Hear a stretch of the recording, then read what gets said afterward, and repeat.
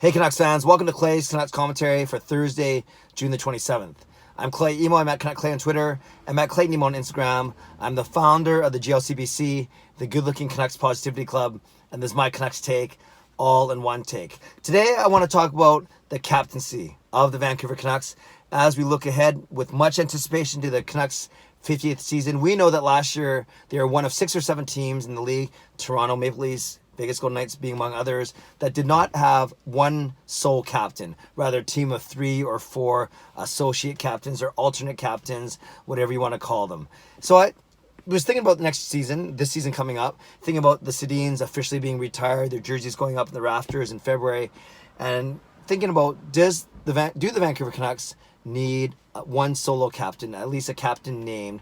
Of course, you're going to have your alternate and your assistant or your associate captains, but should they name one captain?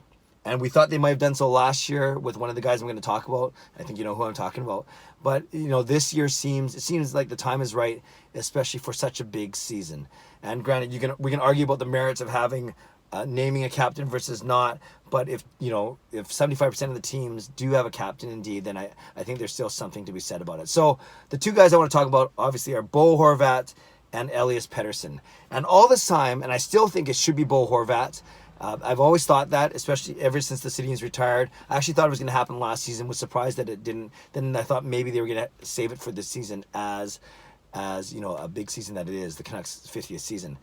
Then I started as Elias Pettersson came in on the scene and made the All-Star game and won the Calder Trophy, made the All-Star team, won the Calder Trophy, and basically rose to prominence and did so many good things. I started to hear some talk, not a lot, admittedly, but some talk about Elias Pettersson would be a good captain. And I'll talk about the reasons why in a second. So again, not a lot of talk, but a smattering of talk. So enough where I thought this is actually a good talking point is who do you think should be the captain going forward? For me, it's always been and it will be Bo Horvat until he's named captain. And according to you, it's about the same. On Twitter, I put a poll up about an hour and a half ago. It already has 300 votes, and 90% of you, 90, say it should be Bo Horvat. Only 10% of you said it should be Elias Pettersson. I'm not surprised that Horvat is winning the poll. I am surprised by that much. I thought at the start of last season, I would say this is about right, 90-10. Then as I heard more and more people, I was honestly thinking more about 70-30 or even 75-25 or even at most 80-20.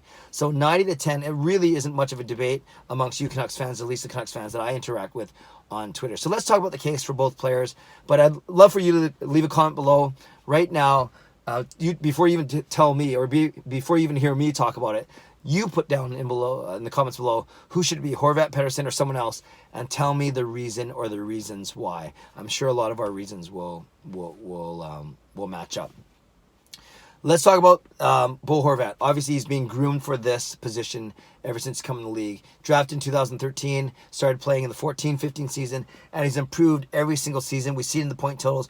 Last season, he regressed a little bit in total because he missed a quarter of the season with injury, but his points per game was still really good. And this year, obviously, 61 points in all 82 games, basically a point 3 out of every 4, which is outstanding for basically a second-line center. And so from a point perspective, from his actual offensive play, been improving every year. He's also improving his defensive play. I know in his first few years, you'd almost look every time the opposing team scored a goal, you'd look and you'd often see Horvat on the ice, missing a back check or whatever, not tying up a guy. Still not perfect defensively, but certainly improved that area of his game. He's a monster in the faceoff circle. We know that he took either the first or second most faceoffs in the entire league last year. That's because of injuries to Sutter and Beagle throughout the season. And we know that he, on the ice, he's a bull. He's a workhorse. He never tires. He's improved his skating. So all aspects of his game, he's improved a lot over his 5 seasons in the league. On the ice, as a leader, you can tell guys respect him. You can tell that he's a good communicator on the ice. He takes charge. He's always talking to guys, talking strategy, checking on his goalie, checking on other players, trash talking or yapping with the other team. So all those things looked at as a leader on the ice as well. So that's something, leadership comes natural to him.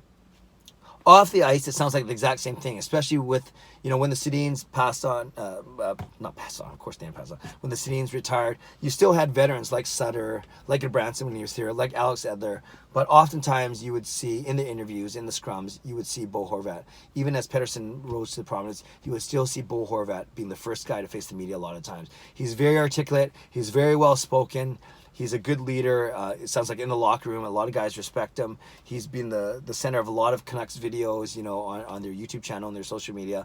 So he gets all wonderful in the community, of course, great representative of the team. So he's great off the ice as well. So really, there's nothing to say that Bo Horvat would not be a good captain for this team. And it's almost like he was being mentored by Henrik in Henrik's last few seasons here as Bo came on the scene.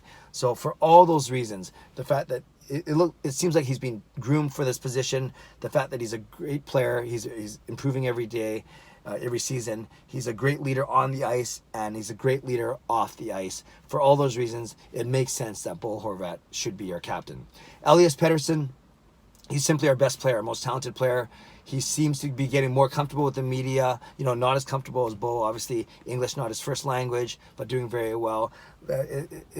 Is starting to master those times to have fun with the media, the times, the time to be serious with the media, and he's simply our best player. Now that argument alone isn't enough to be the sole consideration for being a captain, but I think Pettersson's very popular. He's more popular than Horvat. It's not like it's a popularity contest. You want someone who can lead, but all those good things I said about Horvat, I think Pettersson will develop into many of those things. Obviously on the ice, more talented than Bo as he gets stronger in his English, especially living here, being around English speaking media and teammates and coaches and fans all the time. Pettersson is going to get even more and more comfortable answering questions and stepping up and also being one of the faces of the franchise. He's basically is one of the faces of the franchise already. So he can do all those things, improve as a player, be our best player.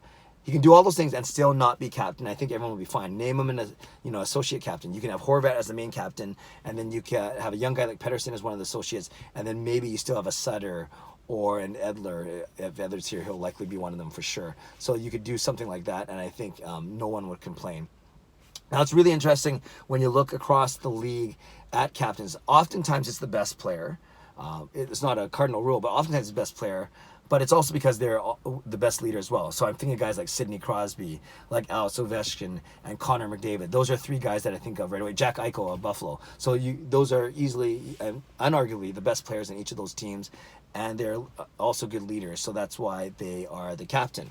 There's also a difference, I think, a deferring or deference to the elder statesmen, so to speak. And oftentimes it's defensemen. They might not be the oldest guy, but they're not necessarily the most talented player on the team, but they have that respect. And it happens a lot with D-men, I noticed, for instance. Shea Weber in Montreal, Roman Josi in Nashville, Alex Pietrangelo in St. Louis, Zdeno Chara in Boston, Oliver Ekman-Larsson in Arizona, and Mark Giordano in Calgary. So there's 6 D-men that I just rattled off. And you could argue, I think it's safe to say that none of those guys are the best player on their team. Because often you think of a forward, a higher scoring forward, as the best player on team. But those are 6 D-men who are all good captains, not the best player, but they're the captains of their respective teams. Also, I think of guys like Nick Foligno out of Columbus, not their best player, but captain. Blake Wheeler in Winnipeg, not their best player, most talented player, but captain, because they're the best leaders. And I get some of these guys may have been the best players when they were named captain, i.e. Jonathan Toews in Chicago, as another example, and then guys have passed them in the talent category. Gabriel Landeskog, another great example from Colorado. Not the best player. They got Rantanen, they got McKinnon, but he was named captain 2012, 2013, back when those guys weren't even on the team. So a lot of factors, right? It's who has the best voice, who's good with the media, who's good in the community, but most importantly, who's the one guy in the locker room and on the ice that's gonna rally the team, that when this person says something, guys will listen and say, yeah, I get that, I respect that, and because of his leadership, because I believe in him as a captain, I'm going to get behind that as well. And I'm proud to have this player speak for me and speak for this team. So for all those reasons, I think Bo Horvat would be an excellent choice for the captain, the best choice. I think Elias Pettersson would be a great choice for an associate captain, along with a couple experienced guys, like I said, maybe Sutter and Edler. And that's what I think. I'd love to hear what you think down below. Is there any reason why it should be Pettersson over Horvat? I don't think so. And I kind of made the point that the best players did not have to be your captain, although obviously it helps from a standpoint of leading by example. Leave a comment below. I love to read, react, and reply as always. Is it Horvat? Is it Pettersson? Tell me why. Or is it someone else for whatever reason? Subscribe if you'd like to. Like this video if you'd like to. Enjoy the day. Have a great day. God bless. And go Canucks go.